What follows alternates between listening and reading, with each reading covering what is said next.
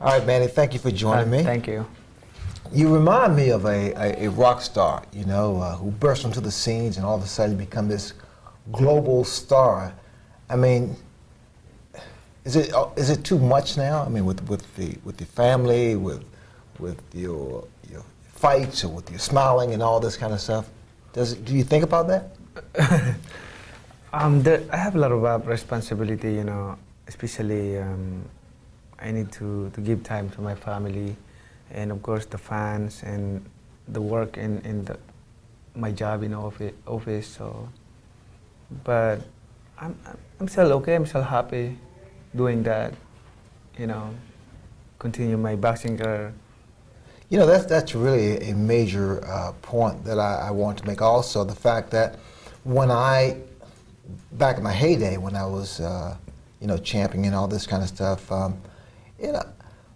I was involved with a lot of things. Television. I worked for a number of networks. I was doing TV shows and commercials and things of that nature. And at some point, I kind of almost lost track of what I wanted to do or what does it ever happen to you? Do you ever lose track? No, How do you stay there? How do you stay focused?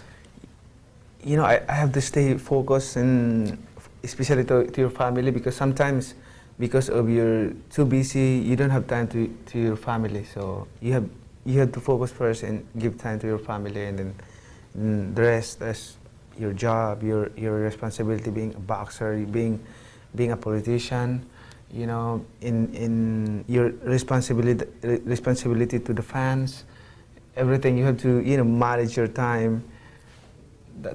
Yeah, but I'm glad you brought that up. The fact of being a politician too, the fact of congressman. But it's all about people. It's all about helping, being of service, and yes, you thoroughly enjoy that, huh? Because they've asked me, would you ever consider being in politics? And I just felt that it was just too overwhelming, too much. But you do impact, you do make a difference in people's lives, and that's what apparently you are trying to do. That's right. I'm happy to help people, and especially when you help them, and they're very thankful to you, and they're happy, and it feels good. Even you're busy, you're tired. It makes you relax and very happy, and I want to do that. Yeah. When did you know that you were there? When did you know that Manny Pacquiao, you're the man, you made it, you're the champ? Because for me, when I was in training camp and I was fighting Tommy Hearns in 1981 in Las Vegas, and Muhammad Ali came to my training camp, and when he walked through those doors, I was like, I made it, because Ali, who to me was God, was my idol and everything else. When did you know that you hit that point?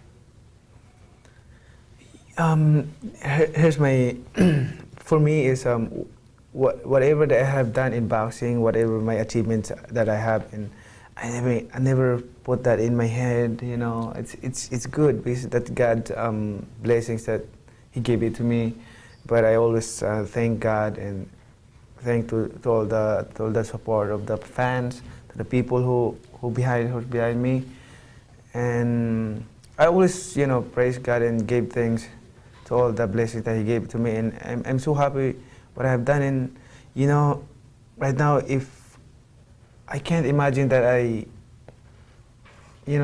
gonna be like this, right? And we meeting with like you, before when I start boxing, I'm just watching I have a lot of VHS tape, VHS tape.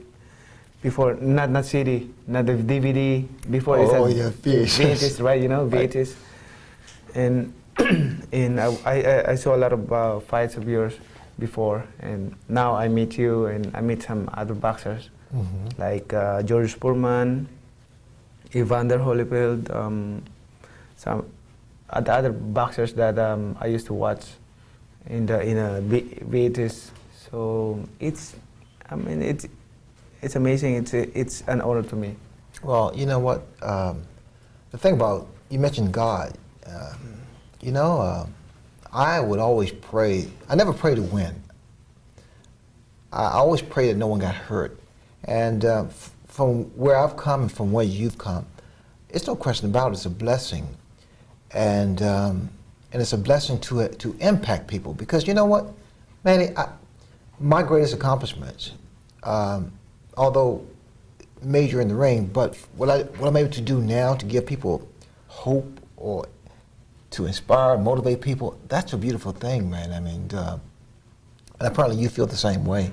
Yes, same way, and I always pray that God used me to do that, to help people, and because, you know, what He made me in boxing, I believe that I can do that in as a public servant, and I can accomplish, I can be a champion being a public servant also.